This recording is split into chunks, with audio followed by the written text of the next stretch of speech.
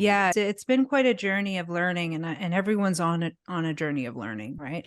And we've all been conditioned into our beliefs due to the way the system is set up, and it just takes it. I think if you come up against some resistance, when you're like, oh, but I have to listen to my doctor or whatever, because I encourage people to fire their doctors, fire your lawyers, and fire your doctor, and then they just like learn, like instead of immediately dismissing, if you can gain that second attention and go, oh, I'm reacting to something. That means my ego's involved. That means I'm there. I should look at it. And so instead of like when you catch yourself, it's really helpful, because then you go, okay, I'm going to write this down. Maybe when I'm feeling better and the emotional wave has passed, I'll actually look at it. And what I'll do as a practice, as like a discipline, is I will put aside the belief I think I have for the meantime. It's Yes. always there. I can come back to it at any point in time.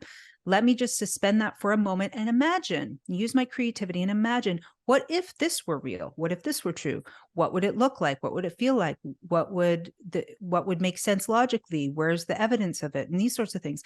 And I think if people practice this more, they'll come into new knowledge much easier without all the cognitive dissonance, reactionary, emotional draining that can come from it. And they just, sort of stew in their own pot around it and then dig their heels in.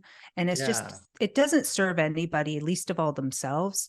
And I really try to teach people to understand their minds and the programming, and what it looks like when a program is triggered inside of you.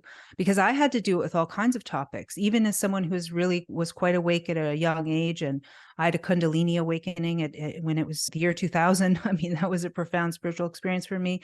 Not everybody goes through these things, but we all still have those mechanisms in place, that the TV alone, just throwing it out, just never watching it alone, can be so awakening for people. Or even just stop it for 2 weeks. Just do a challenge. I'm going to not watch TV for 2 weeks and see what happens.